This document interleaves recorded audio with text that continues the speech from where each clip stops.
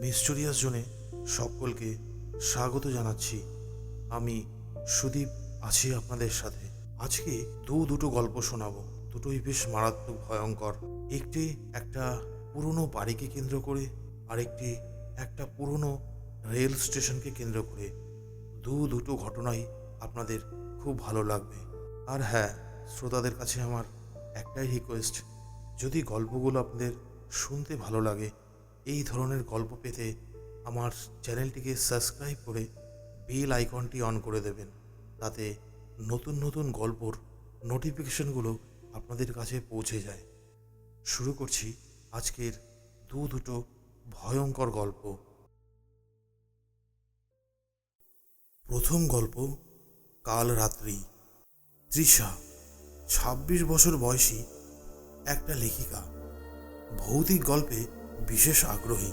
আরিফ তৃষার বন্ধু, ডকুমেন্টারি নির্মাতা, বাস্তববাদী এবং ভূতের গল্পে বিশ্বাসী নয়। বৃদ্ধা একটি গ্রামীণ নারী, যিনি একটি অভিশপ্ত ঘটনা সম্পর্কে জানেন। ছায়াসত্তা, একটি রহস্যময় অশুভ আত্মা। গল্পের সূচনা। জায়গাটা কলকাতার এক ব্যস্ত ক্যাফে। তৃষা ও আরিফ কফি খেতে খেতে তৃষার নতুন লেখার বিষয়ে আলোচনা করছে। তৃষা বলল, আমি এবার একটা ভৌতিক গল্প লিখব, একটু ভিন্ন ধরনের, বাস্তব ঘটনার ছোঁয়া থাকবে। আরিফ, বাস্তব ঘটনা? ভূত টুত কিছুই নেই তৃষা, সব মানসিক ভ্রম। তৃষা একটু হেসে বলে, তাহলে একটা কাজ কর, আমার সঙ্গে এবার শিয়ালমারি গ্রামে চল। শুনেছি ওখানে একটা পুরনো বাড়ি আছে, বাড়িটা নাকি অভিশপ্ত। আরিফ একটা গা ছমছমে হাসি দিয়ে রাজি হয়। এবার দুজনের একটা রহস্যময় গ্রামে আগমন হলো। জায়গাটা শিয়ালমারি গ্রাম।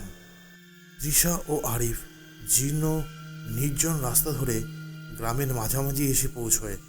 চারিপাশে ছায়াময় পরিবেশ। গ্রামের এক বৃদ্ধার সঙ্গে তাদের কথা হয়। বৃদ্ধা বলেন, তোমরা ওই বাড়ির কথা শুনে এসেছো? ওই বাড়ি মানুষের নয়, যারা ওখানে যায় তারা আর ফিরে আসে না। ওখানে রক্তের অভিশাপ রয়েছে। আরিফ বলল, এই ধরনের গল্প অনেক শুনেছি, আমরা বাড়িটা একটু দেখেই চলে যাব। বৃদ্ধা তাদের সাবধান করে, কিন্তু তারা কোনো পরোয়া করে না। এবার তারা অভিশপ্ত বাড়ির প্রবেশদ্বার এসে পৌঁছায়। জায়গাটা শিয়ালমারির পুরনো জমিদার বাড়ি। বাড়িটি জীর্ণ, চারিপাশে লতাপাতায় ঢাকা। সন্ধ্যের আলো বাড়িটাকে আরও ভীতিকর করে তুলেছে। তৃষা এবং তারিফ বাড়ির ভেতর প্রবেশ করে। তারিফ ক্যামেরাটা চালিয়ে, তৃষা দেখো, বাড়িটা কতদিনের পুরনো, কোনো রহস্যই নেই, সবই পুরনো গল্প। তৃষা বাড়ির ঘরগুলোর একে একে ঘুরে দেখতে থাকে। একটি ঘরে একটি আয়না ঝুলছে, যা অদ্ভুতভাবে পরিষ্কার। তৃষা বলল, এই আয়নাটা এত পরিষ্কার কেন? অন্য সব কিছুই তো ধুলোয় ঢাকা। আয়নার ভেতরে হঠাৎ তাদের পিছন দিকে কোনো ছায়ামূর্তি দেখা যায়। তারা পিছনে তাকায়, কিন্তু কেউ নেই। তারপর এক অস্বাভাবিক ঘটনা ঘটল। রাত গভীর হলে বাড়ির ভেতরে বিভিন্ন অদ্ভুত শব্দ হতে থাকে। মেঝেতে কারো পায়ের শব্দ, দেয়ালে আঁচড়ের দাগ। একটি ঘরের দরজা নিজে থেকেই বারবার খোলা বন্ধ হচ্ছে। তারিফ এ সব কিছু ক্যামেরায় বন্দি করতে চায়। তারিফ বলল, দেখো, এসব বাতাস আর পুরনো কাঠের শব্দ। তৃষা, এগুলো গল্প লেখার ভালোই উপাদান। কিন্তু তৃষা ক্রমশ অস্বস্তি অনুভব করে। তৃষা বলল, তারিফ, এখানে কিছু একটা ঠিক নেই। আমি মনে করি আমাদের এখান থেকে চলে যাওয়াই উচিত। তারা আয়নার ঘরে ফিরে আসে। এবার আয়নার সামনে দাঁড়াতেই তারিফ তার প্রতিচ্ছবির পরিবর্তে আরেকটি অশুভ মুখ দেখতে পায়। তারিফ চিৎকার করে ওঠে, এ কি, এটা স্বাভাবিক নয়। আয়নার ভেতর থেকে একটি ছায়া বেরিয়ে এসে তারিফকে আক্রমণ করে। তৃষা ভয়ে চিৎকার করতে থাকে। তৃষা বলল, তারিফ, তুই ঠিক আছিস? তারিফ মেঝেতে পড়ে যায়। তার মুখ ফ্যাকাশে হয়ে যায় আর তার গলায় অদ্ভুত কণ্ঠ শোনা যায়, তোমরা চলে এসেছো আমার জায়গায়, এবার তোমরাও এখানে বন্দী থাকবে। এইবার শুরু হয় তাদের বেঁচে থাকার লড়াই। তৃষা দ্রুত বাড়ি থেকে পালানোর চেষ্টা করে, কিন্তু দরজা ও জানালা সব বন্ধ হয়ে যায়। বাড়ির দেয়ালে অদ্ভুত লেখাগুলো ফুটে ওঠে, রক্তে অভিশপ্ত, মুক্তি নেই। তৃষা বৃদ্ধার দেয়া একটি লকেট বার করে চিৎকার করে বলে, যে তোমায় অভিশাপ দিয়েছে আমি তাকে জানি না, আমাকে মুক্তি দাও। ছায়াটি চিৎকার করে, বাড়িটি কাঁপতে থাকে। তৃষা আয়নাটি মেঝেতে ফেলে ভেঙে দেয়। আয়নার ভাঙার সঙ্গে সঙ্গে পুরো বাড়িটি শান্ত হয়ে যায়। তারিফ জ্ঞান ফিরে পায়। তারা কোনো মতে বাড়ি থেকে বের হয়ে আসে। তৃষা বৃদ্ধের কাছে গিয়ে জানতে চায় ও বাড়িতে আসলে কি ঘটেছিল। বৃদ্ধা বলে, ওখানে জমিদারের স্ত্রীকে বন্দি করে রাখা হয়েছিল। তার মৃত্যুর পর আত্মা ওই বাড়িতেই বন্দি ছিল। তারপর তৃষা ও তারিফ কলকাতায় ফিরে আসে। তৃষা তার গল্প শেষ করে, কিন্তু ঠিক তখনই আয়নায় এক কোণে তৃষা নিজের প্রতিচ্ছবি দেখতে পায়, যা স্বাভাবিক নয়। কেমন লাগলো প্রথম গল্পটা? কমেন্টস করে অবশ্যই জানাবেন। আর হ্যাঁ, এই গল্পগুলো যদি আপনাদের ভালো লাগে, ভিডিওটিকে লাইক, শেয়ার ও চ্যানেলটিকে সাবস্ক্রাইব করে দেবেন। চলুন আর কথা না বাড়িয়ে দ্বিতীয় গল্পটায় চলে যাই। দ্বিতীয় গল্প, মৃত্যুর প্ল্যাটফর্ম। প্রাচীন একটি রেলওয়ে স্টেশন। রাতের গভীরে বৃষ্টি ভেজা রাস্তার ঝিরঝির বাতাস বইছে। আকাশে মেঘ জমে গেছে, মাঝে মাঝে বিদ্যুৎও চমকাচ্ছে। একদল তরুণ তরুণী, অর্ঘ্য, অয়ন, শুভ এবং বিকাশ একটি পুরনো রেলওয়ে স্টেশন সম্পর্কে জানতে বেরিয়েছে। এই স্টেশনটির নাম অন্ধকারপুর স্টেশন। অন্ধকারপুর স্টেশন বহু বছর ধরে বন্ধ। কথিত আছে এখানে রাতে ট্রেনের হুইসেল শোনা যায়, কিন্তু কোনো ট্রেন আসে না। স্থানীয় মানুষদের বিশ্বাস, এই স্টেশনে যে কেউ রাত কাটাতে যায় সে আর ফিরে আসে না। ভূত প্রেত বলে কিছুই নেই, অর্ঘ্য বলল। এটা নিশ্চয়ই গুজব। অয়ন একটু ভীত হলেও বিকাশ আর শুভ উত্তেজিত। তারা ঠিক করে এক রাত ওই স্টেশনে কাটাবে। রেলওয়ে স্টেশনের প্রথম রাত্রি, রাত 11টা। তারা স্টেশনে পৌঁছে দেখে জায়গাটা যেন একটা ভূতের আস্তানা।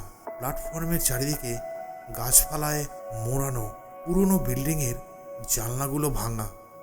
স্টেশনের নাম লেখা আছে সাইনবোর্ডটিতে, ঝুলে আছে, যেন কয়েক মুহূর্তেই ভেঙে পড়বে। চারিপাশে অদ্ভুত নিস্তব্ধতা। প্ল্যাটফর্মের ঠিক মাঝখানে একটি ভাঙা বেঞ্চ। অর্ঘ্য ক্যামেরা ভার করে ছবিগুলো তুলতে শুরু করলো, কিন্তু ছবি তোলার সময় তার মনে হলো কেউ যেন দূরে দাঁড়িয়ে তাদের দিকে তাকিয়ে আছে। অয়ন বলল, এটা ঠিক বোধ হচ্ছে না, আমরা কি ফিরে যাব? বিকাশ হেসে বলল, তুই তো সব সময় ভয় পাস, একটু অ্যাডভেঞ্চার উপভোগ কর। কিছুক্ষণ পর রাত আরও গভীর হয়ে এলো। চারজন মিলে স্টেশনের অপেক্ষামান ঘরে ঢুকলো। ঘরটি যেন দীর্ঘদিন ধরে ব্যবহার করা হয়নি। দেয়ালে ফাটল থেকে শিকড় গজিয়েছে। হঠাৎ প্ল্যাটফর্ম থেকে ট্রেনের হুইসেলের শব্দ শোনা গেল। শুভ বলল, ট্রেনের হুইসেল? এখানে তো কোনো ট্রেন আসে না। প্ল্যাটফর্মে বেরিয়ে তারা দেখে স্টেশনের দূরে একটা আলো জ্বলছে, সেটা ক্রমশ কাছে আসছে। কিছুক্ষণ পর দেখা গেল ধোঁয়া ছাড়তে থাকা একটি পুরনো বাষ্পচালিত ট্রেন স্টেশনে থেমে গেল। তারা হতবাক হয়ে ট্রেনটির দিকে তাকিয়ে থাকে। ট্রেনের গায়ে লেখা মৃত্যুর যাত্রী। ট্রেন থেকে একটি বৃদ্ধ কন্ডাক্টর নেমে এসে বলল, যাত্রী আছে কি? উঠে পড়ো, রাত প্রায় শেষ। তাদের গা শিউরে ওঠে। অয়ন চিৎকার করে বলল, না, আমরা যাব না। কিন্তু অর্ঘ্য আর বিকাশ কৌতূহলবশত ট্রেনের ভেতরে ঢুকে পড়ে। শুভ এবং অয়ন তাদের বাধা দিতে চেষ্টা করে, কিন্তু ট্রেনের দরজা হঠাৎ বন্ধ হয়ে যায়। ট্রেনের ভেতরটা অন্ধকার এবং ঠান্ডা। চারপাশে বসার সিটগুলোতে ধুলো জমে আছে। কিন্তু কিছুক্ষণ পর তারা দেখতে পায় ট্রেনের আসনে কিছু ছায়ামূর্তি বসে আছে। তাদের মুখ দেখা যাচ্ছে না, শুধু কালো হুডের নিচ থেকে লালচে চোখ জ্বলজ্বল করছে। একটি মূর্তি মৃদু গলায় বলল, তোমরা এখানে এসেছো কেন?